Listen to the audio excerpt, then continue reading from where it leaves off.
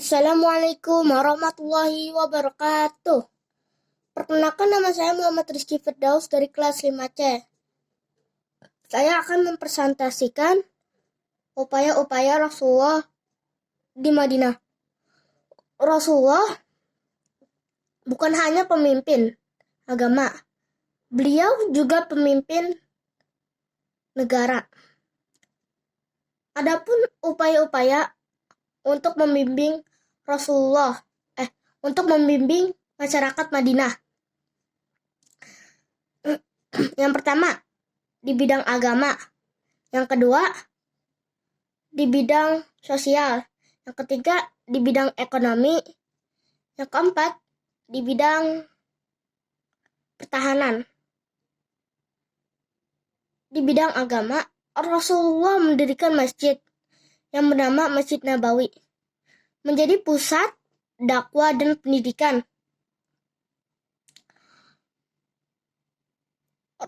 Rasulullah membimbing masyarakat taat beribadah, rajin sholat di masjid, berzikir dan beriktikaf, dan rajin membaca Al-Quran dan rajin belajar.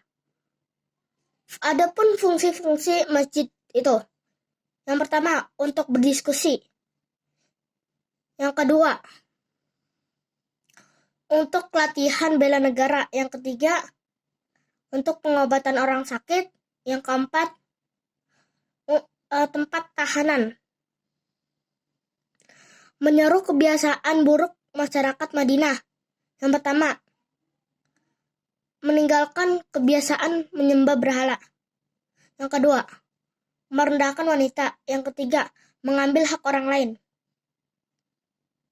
Memberikan contoh melalui contoh-contoh keteladanannya atau uswatun hasanah. Yang kedua, di bidang sosial. Di bidang sosial, Rasulullah mempernikahkan atau mempersahabatkan kaum muhajirin dan kaum ansor, menanamkan ukhuwah Islamiyah, cinta damai, dan saling tolong-menolong, berbuat adil, dan tidak membeda-bedakan antar suku, dan menyamakan kedudukan laki-laki dan perempuan, saling kerjasama, berbaik sangka,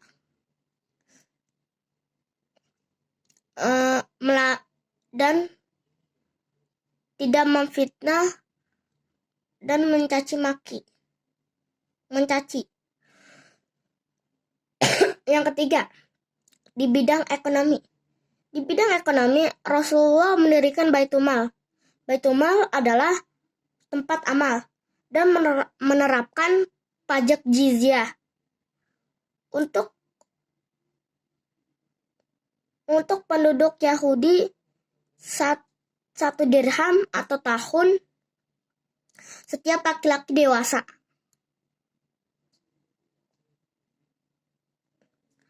Mengawasi pengelolaan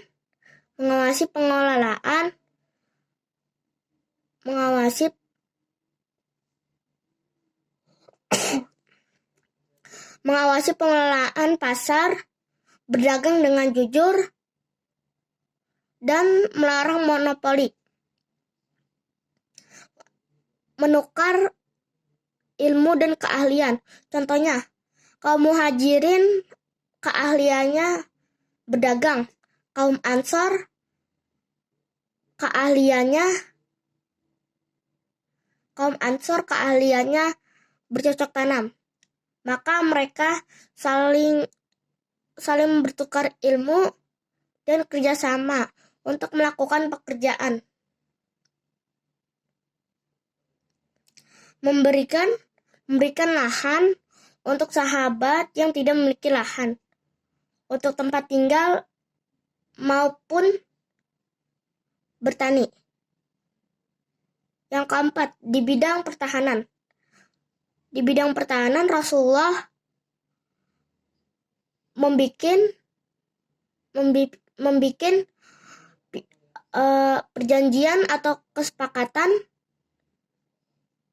dengan non-muslim. Contohnya Piagam Madinah dan Perjanjian Hudaybiyah. Rasulullah menyiapkan pasukan untuk mempertahankan wilayah dari ancaman musuh. Contohnya Perang Badar, Perang Uhud, Perang Khandaq.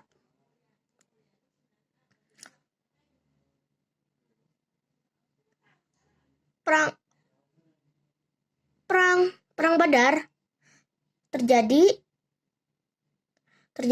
pada 2 Hijriah. Pasukan muslimnya 314. Tentara kaum kafir Quraisynya berjumlah 1.000 orang.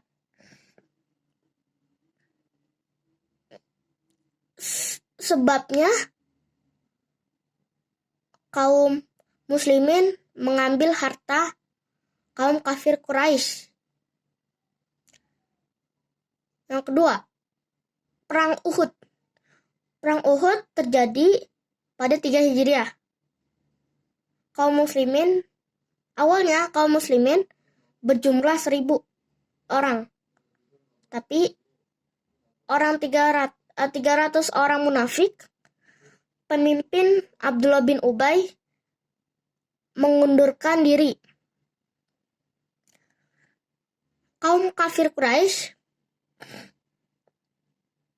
berjumlah 3.000 orang.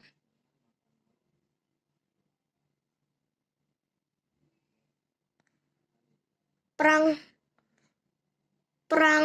Khandaq terjadi pada 5 Hijriah. Kaum kafir Quraisy berjumlah 3.000 orang. Kaum muslimin berjumlah 3.000 orang. Kaum kafir Quraisy berjumlah 10.000 orang. Terjadi di Parit. Yang membuat Parit itu Salm.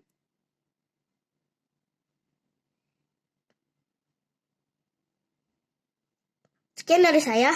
Wassalamualaikum warahmatullahi wabarakatuh.